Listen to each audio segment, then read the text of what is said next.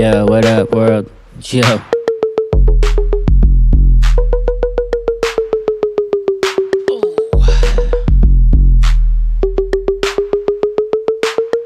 Yeah, check it. I just gotta check my Google Docs. I'm not a professional YouTuber, so I'm allowed to do things that aren't professional. Let's see. Oh, Behringer RD8 MK2. I am a great magician. Some of the pros. There's no sound selection. I mean, you just got the sounds here. You're not scrolling through like 100 different claps. It's just, it's very simple. The layouts can lead to some interesting pockets. That's another pro, as opposed to just clicking stuff in on FL.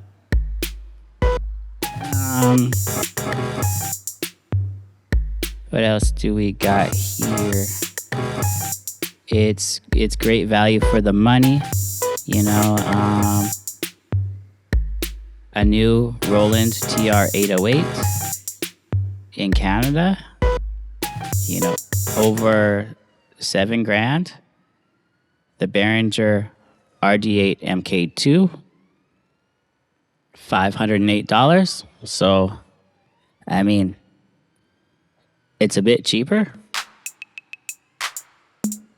And another benefit for this machine is that it's real analog circuitry. So each hi-hat, clap, sound, whatever out of this machine is being generated from an electronic impulse. So like when you see the waveforms, they spit out differently every time. Like the hi-hats are all different, just subtly different, but it creates a different kind of texture that you wouldn't get from just replaying the same sample over and over again.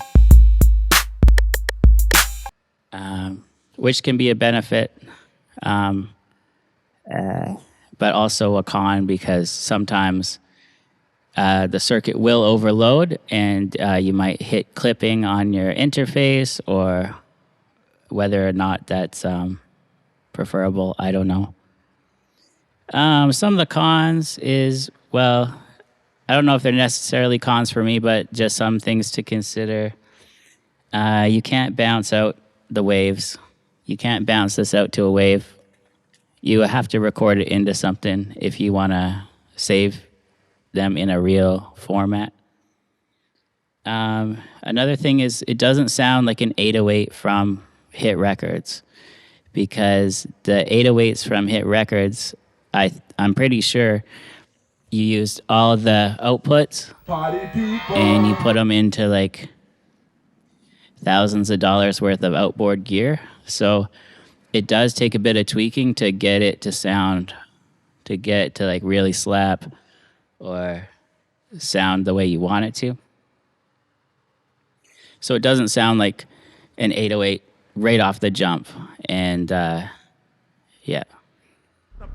He ate a quarter pounder through the pickles on my rug. There's no individual swings for the sounds, which is another con.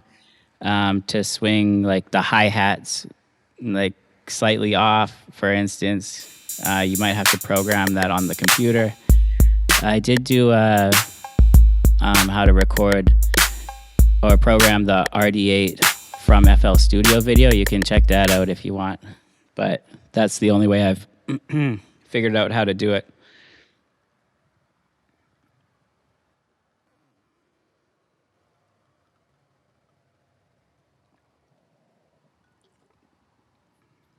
Let's see. Another con is this is like a old school machine. So if you're twisting these knobs, switching low conga to low tom, rim shot to clav,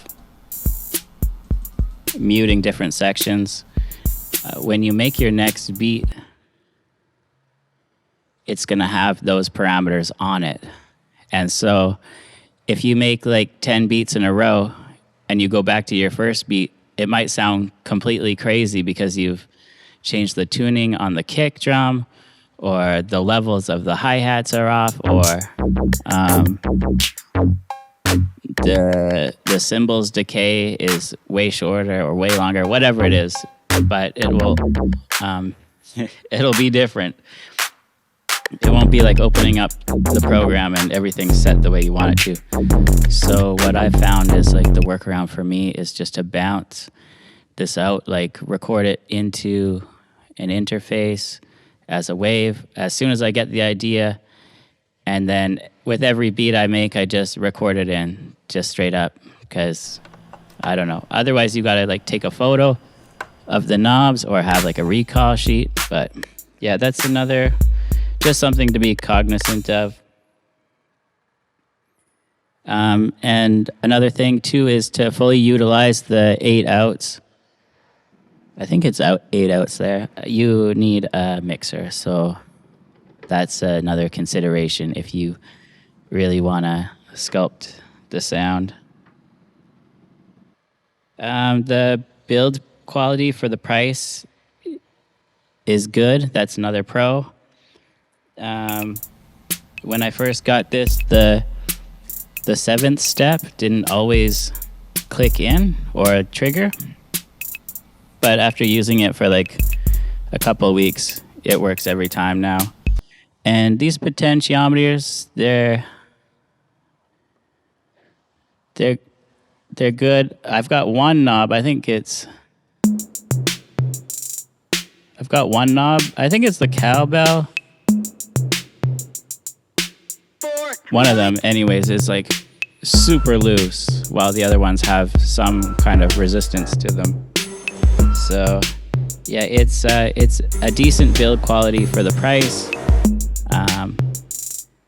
I don't know, if you were on tour or something, you might want to have like one as a backup, like have 2 RD8s. I don't know, just something to consider. Why did I buy this thing? I love the sound of the 808. I love drum programming and step sequencing. I'm not a finger drummer. My MPC Live 2 over there is just collecting dust. I don't really know what to do with this thing. And I was also looking to add some analog circuitry into my process. So yeah, that is a little 1-year review of the Behringer RD8. If you fuck with this content, you know, you can always hit that subscribe. But anyways,